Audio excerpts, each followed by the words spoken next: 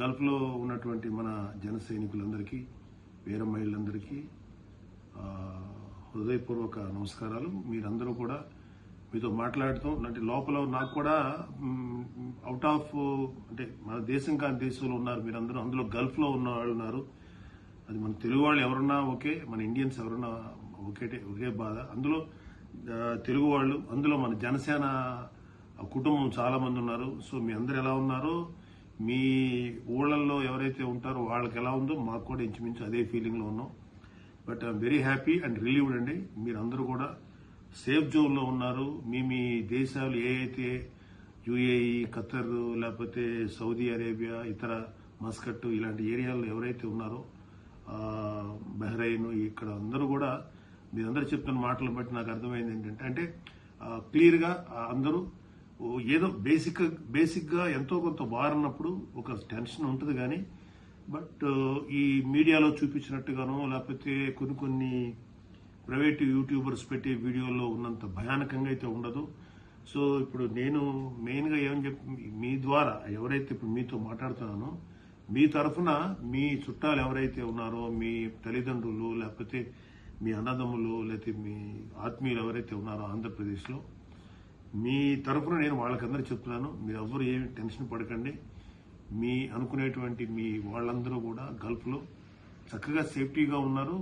మన జనసేనకు సంబంధించిన వాళ్ళు కానీ తెలుగు వాళ్ళు కానీ అందరూ బాగున్నారు. పైపెచ్చు వాళ్ళందరూ ఎలా ఉన్నారంటే సింపుల్గా మా వరకు మేము సేఫ్గా ఉన్నామని అనుకోకుండా, ఎవరికైతే సమస్యలు ఉన్నాయో ఈ యుద్ధం సంబంధించి ఏదన్నా ఇష్యూస్ రేజ్ అయినా కూడా ఒకళ్ళకి ఇబ్బంది వస్తే 10 మంది ఎదురుగా ఉండి కలిసి వాళ్ళకి సహాయం చేయడానికి నిజంగా నిలబడున్నారు. ఆ విషయంలో నేను గల్ఫ్ జనసేన వీర మహిళలందరినీ కూడా హృదయపూర్వకంగా అభినందిస్తున్నాను. ముఖ్యంగా ఆంధ్రప్రదేశ్లో ఎవరైతే ఉంటున్నారో మీ చుట్టాలు అయినటువంటి వాళ్ళు ఎవరైనా గల్ఫ్లో ఉన్నారో, మీ వాళ్ళు అనుకున్న వాళ్ళందరూ సేఫ్టీగా ఉన్నారండి.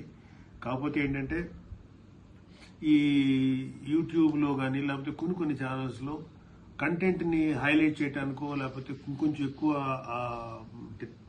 దాన్ని వాటెవర్ వాళ్ళ ఛానల్ తాలూకు లేకపోతే ఆ యూట్యూబ్ ఛానల్ తాలూకు రేటింగ్స్ పెంచుకోవడానికి కొంచెం ఎగ్జాజరేషన్గా చూపిస్తున్నారు.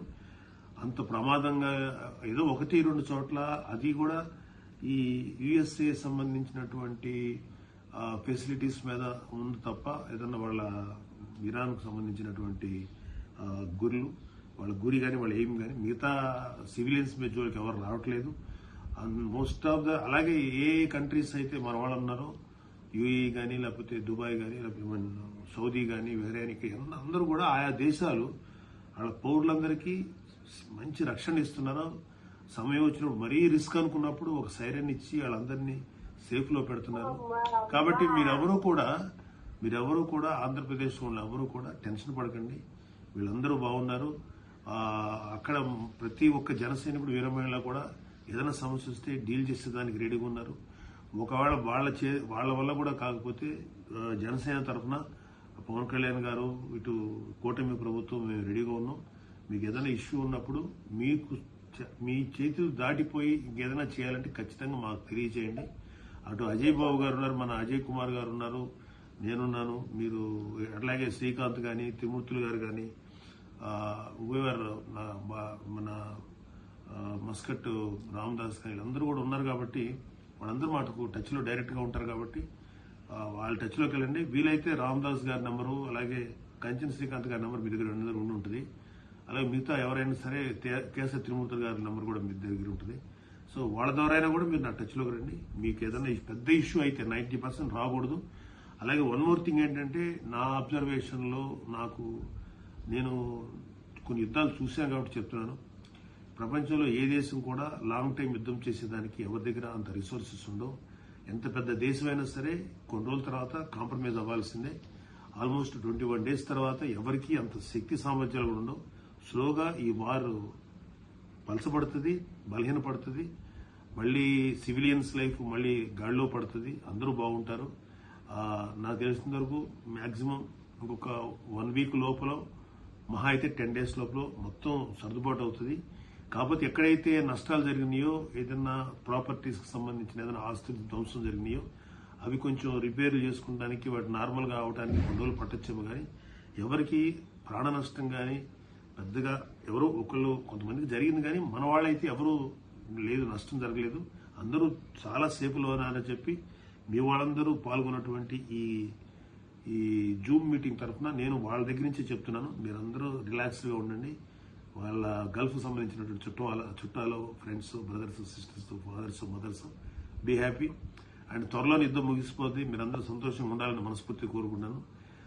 Thank you very much Srikanth for your initiative. And thank you Ajay garu, మీరు తీసుకొచ్చినందుకు. త్రిమూర్తులు గారు, రామదాస్ గారు, ఇంకా ఇప్పుడు దాకా మాట్లాడిన వాళ్ళు ఇంకా ఇద్దరు ముగ్గురు లేడీస్ ఉన్నారు, సుధాశ్రీ గారిని, ఇంకెవరెవరో ఉన్నారు, కృష్ణ కిషోర్ గారు. మీ అందరితో లేకపోతున్నాను కానీ నాకున్న అవైలబిలిటీ ఆఫ్ టైం తక్కువ ఉంది వల్ల.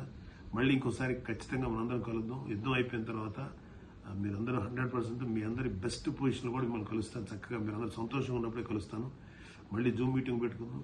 అటు ఎప్పుడైనా సరే గల్ఫ్ వచ్చినప్పుడు మళ్ళీ కలుద్దాం. మీ అందరి వైపుని మిమ్మల్ని అందరికీ కలుస్తాను. Please be stay safe. And ప్రస్తుతానికి మీరు ఎంత సేఫ్గా ఉన్నారనేది మా కన్సర్న్. పార్టీకి సంబంధించినటువంటి ఏ పనులు కానీ ఏవి కానీ ప్రస్తుతానికి ఎక్కువ ఆలోచించకండి. పార్టీ గురించి మీ వ్యక్తిగత భద్రత, మీ సేఫ్టీ, మీ పిల్లల సేఫ్టీ, మీ అనుకున్న వాళ్ళ సేఫ్టీ మీద దృష్టి పెట్టండి. యుద్ధం అయిపోయిన తర్వాత మళ్ళీ మీరందరూ కూడా ఎలాగా పార్టీకి సంబంధించిన కార్యక్రమాలు ఉన్నాయి వాటిలో పాలు పంచుకుందరు. కానీ till then take care of yourself, be safe. Thank you, bless you. నమస్తే. Thank you sir.